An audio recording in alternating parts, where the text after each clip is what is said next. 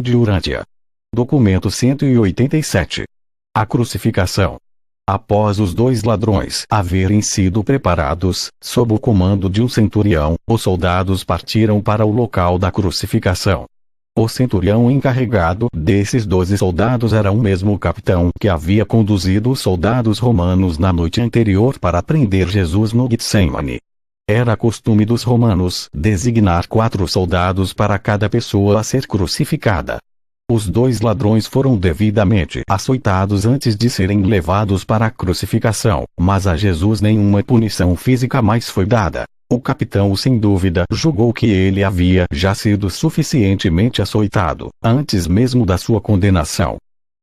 Os 2 ladrões crucificados com Jesus eram comparsas de Barrabás e, mais tarde, seriam executados até a morte com seu líder, se este não houvesse sido libertado pelo perdão de Pilatos na Páscoa. Assim, Jesus foi crucificado no lugar de Barrabás. O que Jesus, agora, está na iminência de realizar, ao submeter-se à morte na cruz, ele o faz segundo a sua própria vontade. Ao predizer essa experiência, ele afirma: "O Pai me ama e me sustenta porque eu estou disposto a entregar a minha própria vida. Mas eu a recuperarei novamente. Ninguém tira a minha vida de mim, eu a entrego por mim mesmo. Tenho autoridade para entregá-la, como tenho autoridade para retomá-la. Recebi esse mandado do meu Pai." Era um pouco antes das 9 horas dessa manhã quando os soldados saíram do pretório com Jesus, a caminho do Gólgota. E foram seguidos por algumas pessoas que secretamente simpatizavam com Jesus, mas a maior parte desse grupo de 200 ou mais pessoas era de inimigos seus ou de curiosos vadios que meramente desejavam desfrutar do horror de presenciar as crucificações. Apenas uns poucos líderes judeus foram ver Jesus morrer na cruz. Sabendo que ele havia sido entregue aos soldados romanos, por Pilatos, e que havia sido condenado a morrer, eles ocupavam-se com a sua reunião no templo, onde, por causa de tudo isso, discutiam o que deveria ser feito com os seus seguidores. A caminho do Gólgota. Antes de deixar o pátio do pretório, os soldados colocaram a viga nos ombros de Jesus. Era costume obrigar o homem condenado a carregar a viga horizontal da cruz até o local da crucificação. Um homem condenado não carregava a cruz inteira, apenas essa travessa menor. As peças mais longas e verticais de madeira das 3 cruzes haviam sido transportadas para o Gólgota e, quando da chegada dos soldados e dos seus prisioneiros, achavam-se já firmemente fincadas no chão. De acordo com o costume, o capitão liderava a procissão, e devia carregar pequenas plaquetas brancas em que se encontravam escritos a carvão os nomes dos criminosos e a natureza dos crimes pelos quais eles haviam sido condenados. Para os 2 ladrões, o centurião tinha letreiros que traziam os seus nomes, sob os quais estava escrita uma palavra: bandido. Era costume, depois que a vítima havia sido pregada com cravos, a viga horizontal da cruz, e levantada até o seu local na viga vertical, pregar essa tabuleta no alto da cruz, pouco acima da cabeça do criminoso, para que todos os presentes pudessem conhecer o crime pelo qual o homem condenado estava sendo crucificado. A inscrição que o centurião levava para colocar na cruz de Jesus tinha sido escrita pelo próprio Pilatos, em latim, grego e aramaico, e nela se lia: Jesus de Nazaré, Rei dos Judeus. Algumas das autoridades judaicas, que ainda estavam presentes quando Pilatos terminou essa inscrição, fizeram um protesto vigoroso contra chamar Jesus de Rei dos Judeus. Mas Pilatos lembrou-lhes que tal acusação era uma parte da incriminação que causara a condenação dele. Quando os judeus perceberam que não conseguiam impor-se a Pilatos para fazê-lo mudar de ideia, eles demandaram que pelo menos fosse modificada a inscrição, para constar: ele disse: "Eu sou o Rei dos Judeus." Pilatos, contudo, manteve-se inflexível. Não alteraria a inscrição. A todas as outras súplicas ele apenas respondeu: "O que escrevi, está escrito." Normalmente, o costume era ir até o Gólgota pela estrada mais longa, para que um grande número de pessoas pudesse ver o criminoso condenado. Mas, nesse dia, eles foram pela estrada mais direta, até o portão de Damasco, que conduzia para fora da cidade pelo norte. Seguindo por essa estrada, eles chegaram logo ao Gólgota, o local oficial de crucificação de Jerusalém. Depois do Gólgota ficavam as vilas dos ricos e, do outro lado da estrada, encontravam-se os túmulos de muitos judeus abastados. A crucificação não era uma forma judaica de punição. Tanto os gregos quanto os romanos aprenderam esse método de execução com os fenícios. Mesmo Herodes, e toda a sua crueldade, não recorreu à crucificação. Os romanos nunca crucificaram um cidadão romano. Apenas os escravos e os povos subjugados eram submetidos a esse modo desonroso de morte.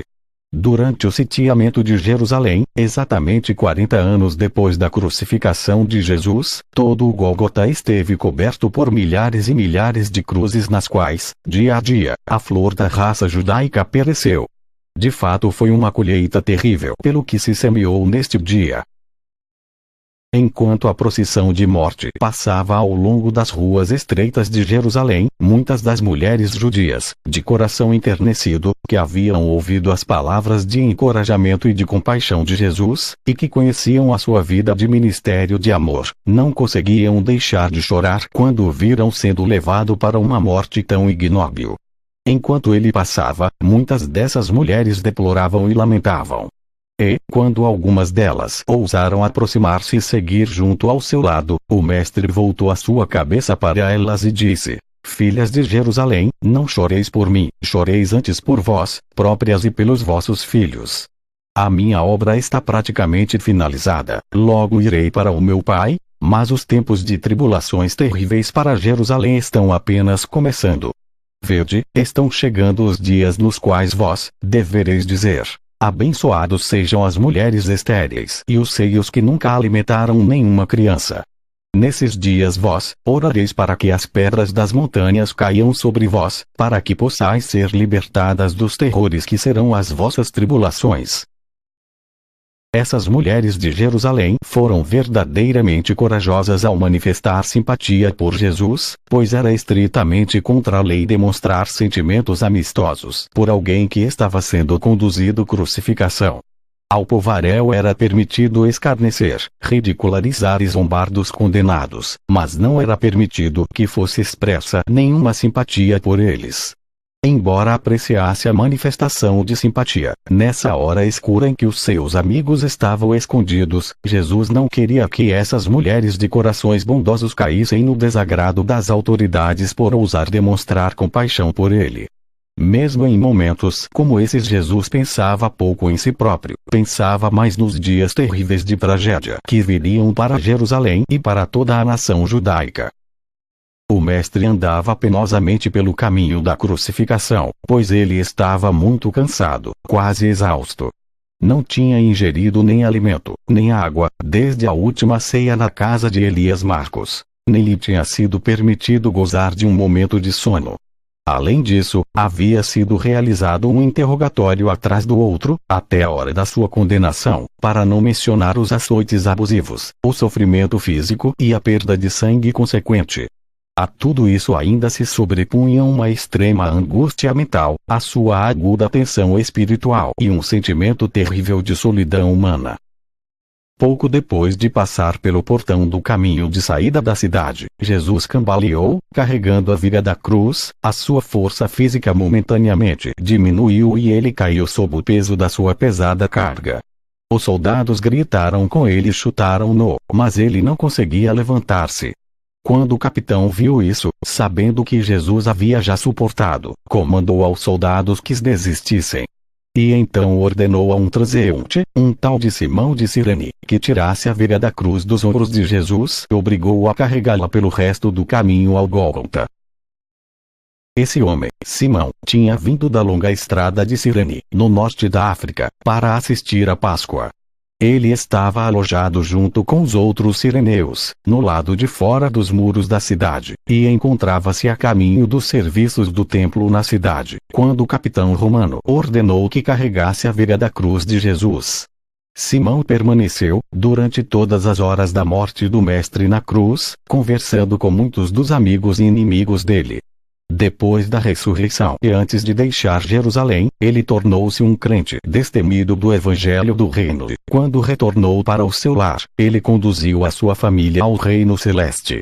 Os seus 2 filhos, Alexandre e Rufus, transformaram-se em instrutores muito eficientes do novo Evangelho na África. Mas Simão nunca soube que Jesus, cujo fardo ele havia transportado, e o preceptor judeu, que certa vez havia feito amizade com seu filho ferido, eram a mesma pessoa. Pouco depois das 9 horas, essa procissão de morte chegou ao Gólgota e os soldados romanos puseram-se a pregar os cravos dos 2 ladrões e do Filho do Homem nas suas respectivas cruzes.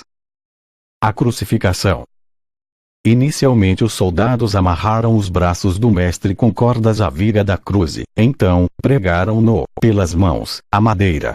Depois de içarem essa viga até o poste, e após haverem-na pregado com segurança na viga vertical da cruz, eles ataram e pregaram os seus pés na madeira, usando de um grande cravo para penetrar ambos os pés. O braço vertical possuía um grande apoio, colocado na altura apropriada, que servia como uma espécie de selim para suportar o peso do corpo. A cruz não era alta, e os pés do mestre ficaram a 1 metro apenas do solo. Ele estava possibilitado de ouvir, portanto, tudo o que era dito em menosprezo a ele, e podia ver claramente a expressão nos rostos de todos aqueles que tão impensadamente zombavam dele. E também todos os presentes puderam ouvir facilmente, e na íntegra, o que Jesus disse durante essas horas de prolongada tortura e de morte lenta. Era costume tirar todas as roupas daqueles que deviam ser crucificados, mas, como os judeus faziam fortes objeções quanto à exposição pública da forma humana desnuda, os romanos sempre providenciavam uma tanga adequada para todas as pessoas crucificadas em Jerusalém. Por isso, depois que as roupas de Jesus foram tiradas, ele ficou vestido desse modo, antes de ter sido colocado na cruz. Recorria-se à crucificação para infligir uma punição cruel e demorada, e a vítima algumas vezes ficava sem morrer durante vários dias. Em Jerusalém havia um sentimento considerável de oposição à crucificação, e existia uma sociedade de mulheres judias que sempre enviava uma representante às crucificações, com o propósito de oferecer vinho drogado à vítima para minorar o seu sofrimento. Mas, quando Jesus provou desse vinho narcotizado, mesmo sedento como estava, ele recusou-se a bebê-lo. O mestre escolheu manter a sua consciência humana até o final. Ele desejava encontrar a morte, ainda que de uma forma cruel e desumana como essa, e conquistá-la pela submissão voluntária à experiência humana plena. Antes de Jesus ser colocado na cruz, os 2 ladrões haviam sido já postos nas suas cruzes, maldizendo todo o tempo e cuspindo nos seus executores. As únicas palavras de Jesus, quando o pregavam na viga da cruz, foram: Pai, perdoa-lhes, pois não sabem o que fazem. Ele não poderia haver intercedido com mais misericórdia e amor pelos seus executores, se tais pensamentos de devoção afetuosa não tivessem sido o motivo principal de toda a sua vida de serviço não egoísta. As ideias, os motivos e as aspirações de uma vida são abertamente revelados em uma crise. Depois de içarem o mestre à cruz, o capitão pregou o título acima da sua cabeça, e lia-se em 3 línguas. Jesus de Nazaré, Rei dos Judeus. Os judeus ficaram enfurecidos, supondo ser isso um insulto. Pilatos estava agastado com os modos desrespeitosos deles. Sentia que havia sido intimidado e humilhado, e escolheu, pois, esse meio para obter uma pequena vingança. Ele poderia ter escrito: Jesus, o rebelde. E sabia bem o quanto esses judeus de Jerusalém detestavam até o nome de Nazaré, e estava determinado a humilhá-los assim. Sabia também que se sentiriam feridos no mais fundo de si, ao verem esse galileu executado ser chamado de Rei dos Judeus. Muitos dos líderes judeus, quando souberam como Pilatos havia tentado escarnecer deles, colocando essa inscrição na cruz de Jesus, acorreram ao Gólgota, mas não ousaram tentar retirar a inscrição, pois os soldados romanos estavam de guarda. Não sendo capazes de remover o rótulo, esses líderes misturaram-se à multidão e fizeram o máximo para incitar a ridicularização e a zombaria, a fim de que ninguém levasse a sério a inscrição. O apóstolo João junto com Maria, a mãe de Jesus, Ruth e Judá chegaram ao local pouco depois de Jesus haver sido içado até a posição certa na cruz e exatamente quando o capitão estava pregando a inscrição por sobre a cabeça do mestre.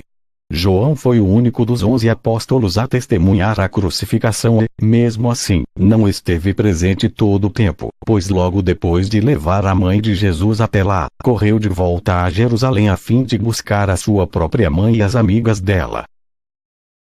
Quando Jesus viu a sua mãe, com João e o seu irmão e a sua irmã, ele sorriu, mas não disse nada. Nesse meio tempo os 4 soldados designados para a crucificação do mestre, como era de costume, haviam dividido entre si as roupas dele. Um deles pegou as sandálias, um outro o turbante, outro ficou com o cinto e o quarto, com o manto. Restava a túnica, uma veste sem costuras que chegava até os joelhos, e que iria ser cortada em 4 pedaços. Mas, quando os soldados perceberam quão inusitada era aquela peça de roupa, decidiram disputá-la na sorte. Jesus via-os de cima enquanto dividiam as suas roupas, e a multidão estúpida zombava dele. Foi bom que os soldados romanos tivessem apropriado-se das roupas do mestre. De outro modo, se os seus seguidores houvessem conseguido a posse dessas vestes, teriam sido tentados a recorrer à adoração supersticiosa de relíquias. O mestre desejava que os seus seguidores nada tivessem de material que pudesse associar-se com a sua vida na terra. Ele queria deixar à humanidade apenas a lembrança de uma vida humana dedicada ao ideal espiritual elevado de ter se consagrado a fazer a vontade do Pai. Os que viram a crucificação. Por volta de 9:30 dessa manhã de sexta-feira, Jesus foi pendurado na cruz. Antes das 11 horas, mais de 1000 pessoas estavam reunidas para assistir ao espetáculo da crucificação do Filho do Homem.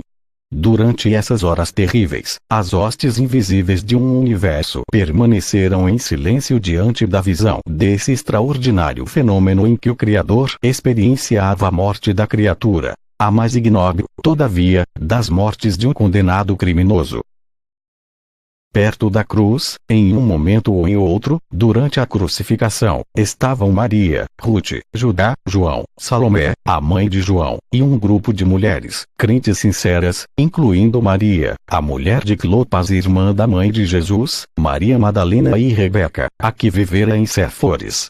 Esses e outros amigos de Jesus mantiveram-se em silêncio diante da sua grande paciência e fortaleza, contemplando os seus sofrimentos intensos. Muitos dos que passavam por ali balançavam as suas cabeças e proferiam insultos. Tu que querias destruir o templo e construí-lo novamente em 3 dias, salva a ti próprio. Se tu és o Filho de Deus, por que não desces da tua cruz? De um modo semelhante, alguns dos dirigentes dos judeus zombavam dele, dizendo: ele salvou os outros, mas quanto a si próprio, não pôde salvar.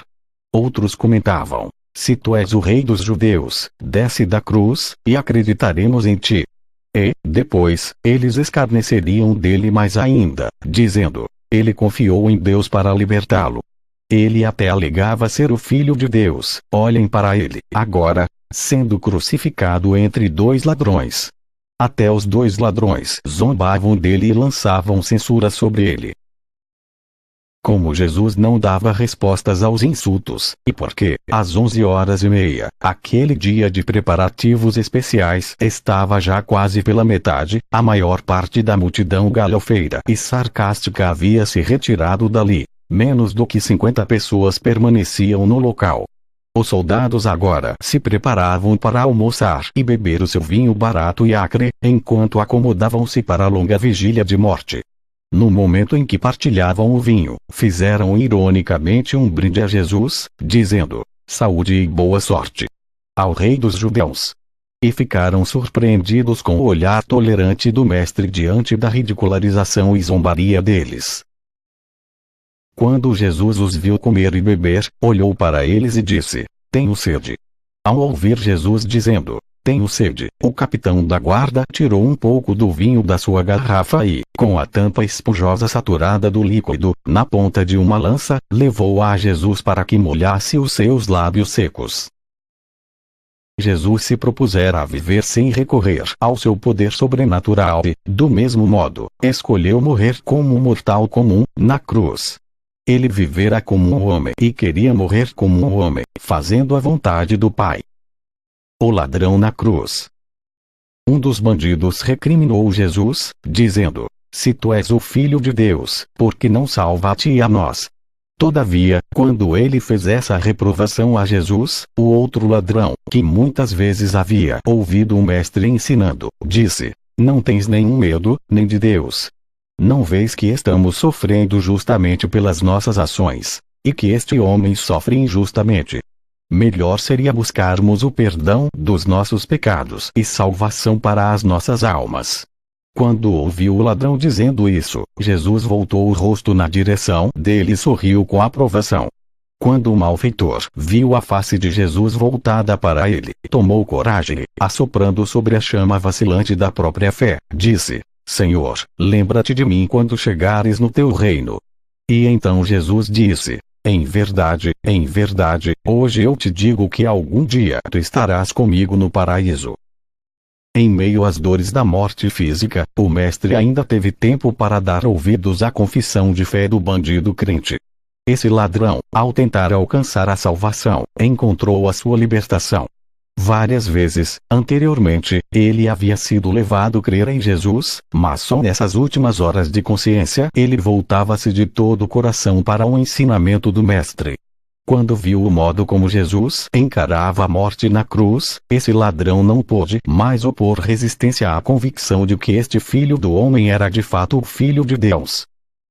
Durante esse episódio da conversão do ladrão, feita por Jesus, e da sua recepção ao reino, o apóstolo João estava ausente, havendo ido à cidade para trazer a sua mãe e as amigas dela até a cena da crucificação. Lucas, posteriormente, ouviu essa história contada pelo capitão romano da guarda, depois de convertido. O apóstolo João narrou sobre a crucificação, e como dela lembrava-se, 2/3 de século depois de ocorrida. Os outros registros foram baseados na descrição feita pelo centurião romano em serviço, que, por causa do que viu e ouviu, posteriormente passou a crer em Jesus e veio a pertencer à Irmandade plena do Reino do Céu na Terra. Esse homem, o ladrão arrependido, havia levado uma vida de violência e banditismo, conduzido que foi por aqueles que exaltam tal carreira de roubos como um protesto patriótico efetivo contra a opressão política e a injustiça social. E essa espécie de ensinamento, somada ao apelo da aventura, estimulou muitos jovens bem-intencionados a alistarem-se nessas ousadas expedições de saques. Esse jovem chegara a considerar Barrabás um herói. Agora, percebia que se havia equivocado. Ali, na cruz e ao seu lado, ele via realmente um grande homem, um verdadeiro herói. Ali estava um herói que inflamava o seu fervor e inspirava-o em suas ideias mais elevadas, de dignidade moral, e vivificava todos seus ideais de coragem, de virilidade e de bravura. Ao contemplar Jesus, brotou do seu coração um sentimento irresistível de amor, de lealdade e de verdadeira grandeza. Qualquer outra pessoa, em meio à multidão zombeteira, que houvesse experimentado o nascimento da fé dentro da sua alma e tivesse feito um apelo à misericórdia de Jesus, teria sido recebida com a mesma consideração afetuosa demonstrada para com o ladrão crente. Pouco depois da promessa do Mestre, de que se encontrariam algum dia no paraíso, feita ao ladrão arrependido, João voltou da cidade, trazendo consigo a sua mãe e um grupo de cerca de 12 mulheres crentes. João retomou o seu lugar perto de Maria, mãe de Jesus, dando-lhe apoio. Ao lado dela estava o seu filho Judá. Quando Jesus contemplou essa cena, já era meio-dia e então disse à sua mãe: "Mulher, eis o teu filho." E falando a João, ele pronunciou: meu filho, eis a tua mãe. E então ele dirigiu-se a ambos, dizendo: desejo que partam deste lugar. E assim João e Judá saíram do Gólgota levando Maria. João conduziu a mãe de Jesus até o local onde se hospedava em Jerusalém, e então se apressou a voltar até a cena da crucificação. Após a Páscoa, Maria voltou para Betsaída, onde viveu na casa de João pelo resto da sua vida natural. Maria não chegou a viver um ano mais, depois da morte de Jesus. Após a saída de Maria, as outras mulheres afastaram-se até uma pequena distância e ficaram aguardando até que Jesus expirasse na cruz. E continuavam ainda lá quando o corpo do Mestre foi retirado para ser sepultado. A última hora na cruz. Embora fosse cedo para acontecer um tal fenômeno, nessa estação do ano, pouco depois das 12 horas o céu escureceu em razão do aparecimento de fina areia no ar. O povo de Jerusalém sabia que isso significava a vinda de uma dessas tempestades de areia com vento quente, originária do deserto da Arábia. Antes da 1 hora da tarde o céu estava tão escuro que escondia o sol. Assim, o resto da multidão apressou-se de volta em direção à cidade.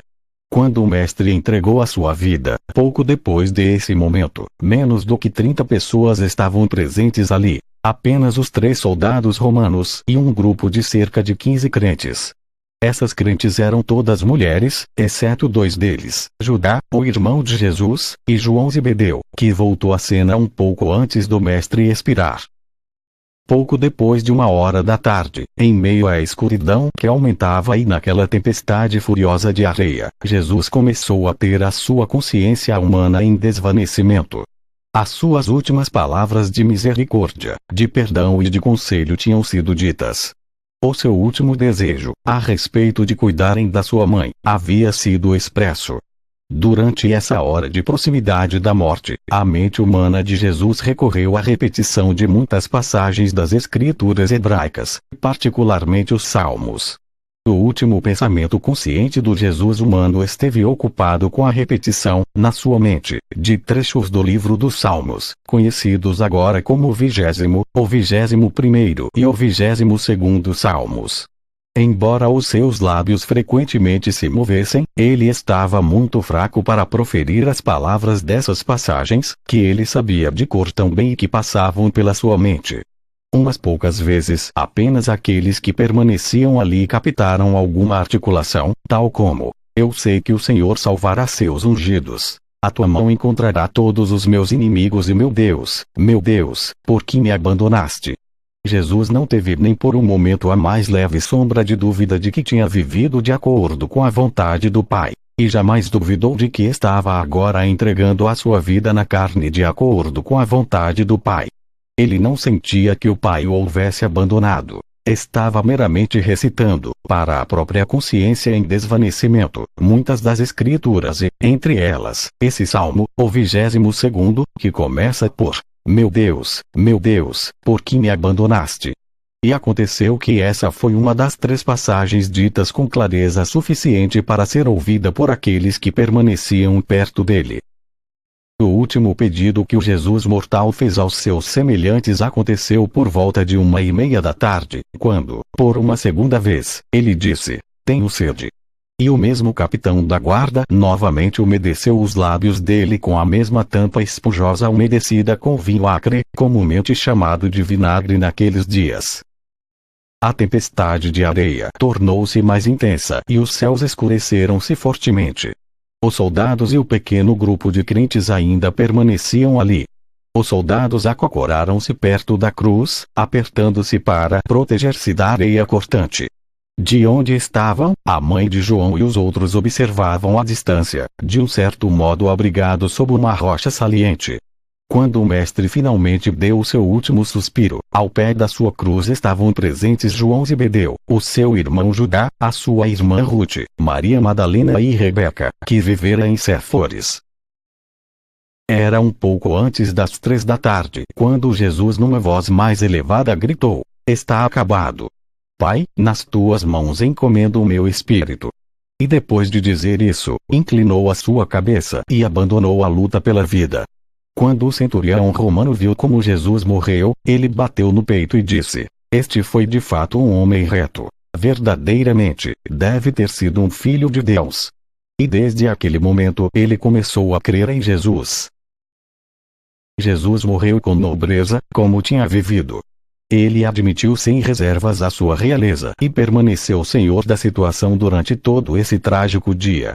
Caminhou voluntariamente para uma morte ignominiosa, após haver provido a segurança dos seus apóstolos escolhidos. Soube conter, com sabedoria, a violência encrenqueira de Pedro e providenciou para que João pudesse permanecer junto a ele até o fim da sua existência mortal. Revelou a sua verdadeira natureza ao sinédrio assassino e lembrou a Pilatos a fonte da sua autoridade soberana, como Filho de Deus. Ele partiu para o Gólgota carregando a viga da sua própria cruz e terminou a sua auto-outorga de amor, entregando seu espírito de aquisição mortal ao Pai do paraíso. Depois de uma vida assim, e de uma tal morte, o Mestre poderia apenas dizer: está acabado. Como esse era o dia da preparação, tanto para a Páscoa quanto para o sábado, os judeus não queriam esses corpos expostos no Gólgota. E, por isso, foram a Pilatos pedir que as pernas desses 3 homens fossem quebradas e que fossem despachados, sendo tirados das suas cruzes e jogados no fosso dos criminosos, antes do pôr do sol.